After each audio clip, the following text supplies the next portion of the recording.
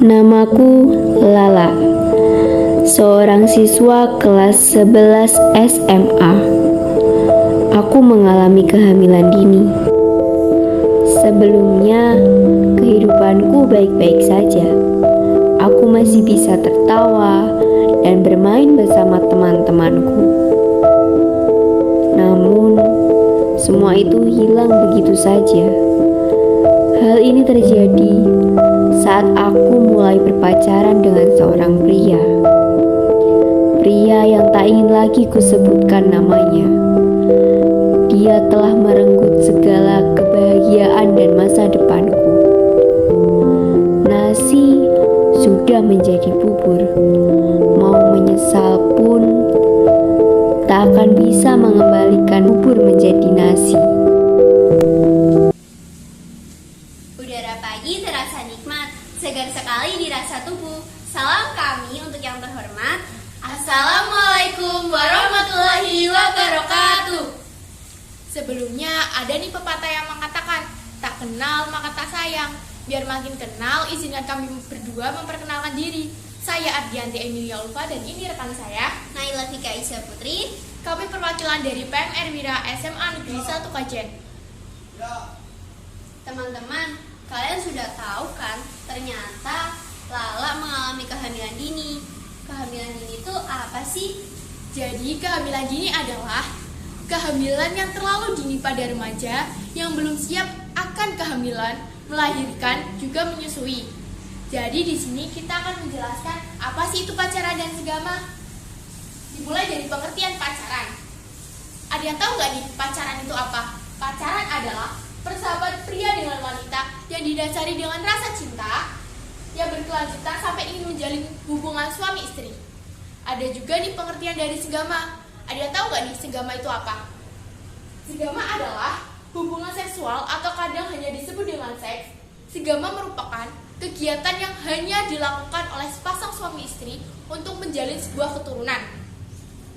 Di senggama juga ada prosesnya tahu. Ada yang tahu nggak nih sih proses dari senggama? Proses dari senggama juga dilakukan dengan memasukkan penis ke dalam vagina wanita, kemudian mengalami proses penetrasi atau biasa disebut dengan penembusan. Proses penetrasi akan lebih mudah dilakukan jika keduanya sama-sama terangsang.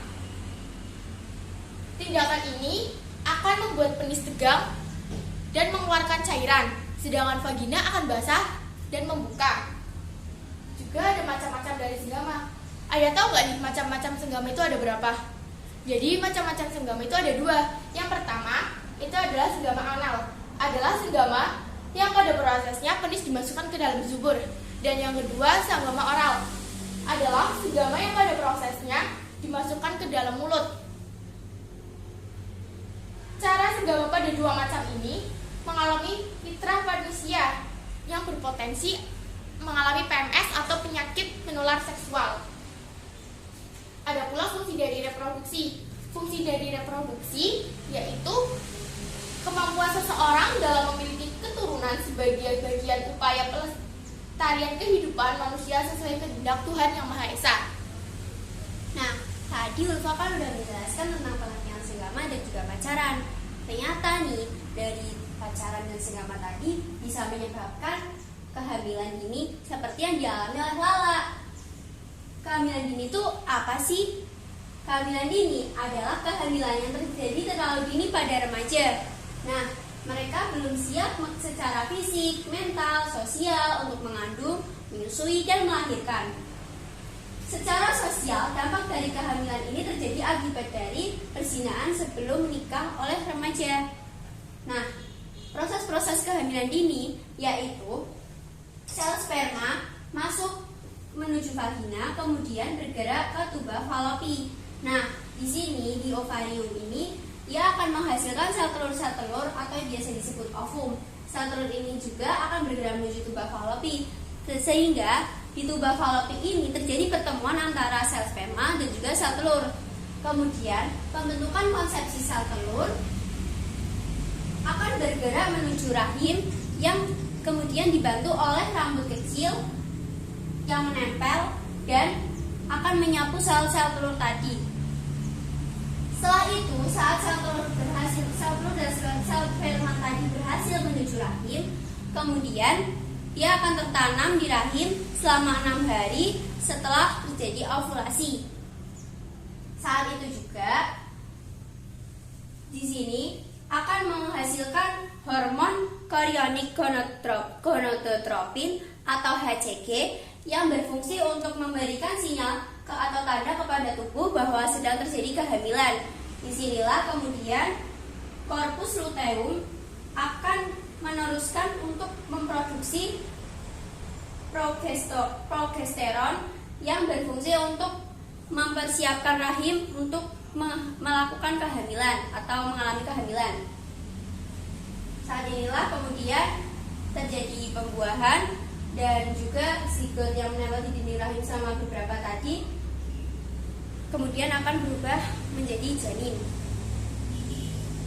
Nah, ternyata senggama tidak hanya menyebabkan kehamilan nih, bisa juga menyebabkan yang namanya penyakit menular seksual. Penyakit menular seksual ini ada 3 contohnya, yaitu yang pertama gonore atau kencing nanah.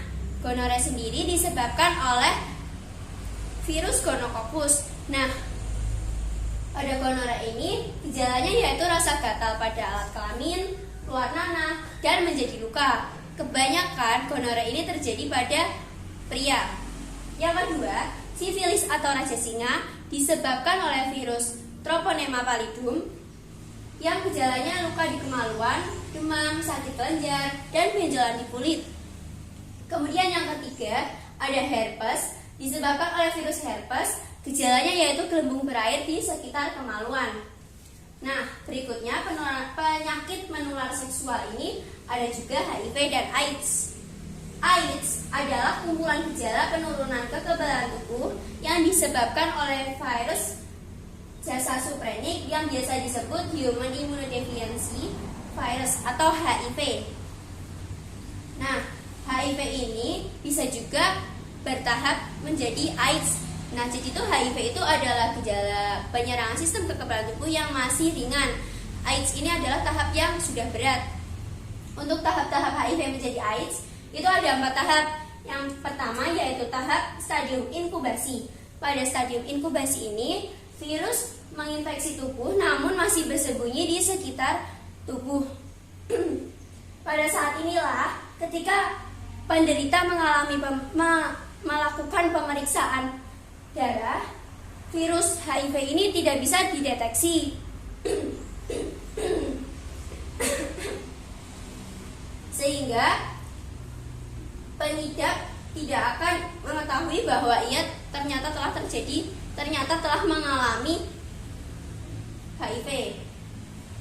Yang kedua yaitu tahap stadium awal. Pada tahap ini terjadi 3-6 bulan setelah virus masuk ke tubuh. Pada tahap ini virus baru bisa terdeteksi melalui pemeriksaan darah. Gejalanya yaitu penurunan berat badan dan sakit-sakit ringan yang seperti batuk, pilek, dan sebagainya. Jadi pada tahap inilah tubuh mulai mudah terserang penyakit namun hanya penyakit ringan. Yang ketiga yaitu tahap stadium tenang. Terjadi 2-10 tahun setelah virus masuk ke dalam tubuh. Penderita masih terlihat normal seperti biasa namun mulai mengalami penyakit-penyakit yang agak berat. Yang keempat yaitu tahap stadium AIDS. Pada tahap ini virus mulai menyerang seluruh sistem kekebalan tubuh sehingga tubuh pun akan mudah mengalami penyakit-penyakit kronis seperti kanker. Nah, tadi kan sudah dijelaskan mengenai pengertian pacaran, senggama, terus akibat dari senggama pranikah. Nah, teman-teman tahu nggak sih gimana caranya kita agar bisa menghindari senggama pranikah? Caranya yaitu yang pertama, pengendalian diri yang kuat untuk menjaga perilaku yang bisa merusak masa depan kita. Jadi kita sebagai generasi muda bisa menguatkan iman dan diri kita untuk menghindari nafsu untuk melakukan senggama. Yang kedua, camkan pada diri kita sendiri bahwa senggama pranikah merupakan zina dan dosa besar. Selanjutnya, yaitu jangan pernah pacaran yang beresiko besar.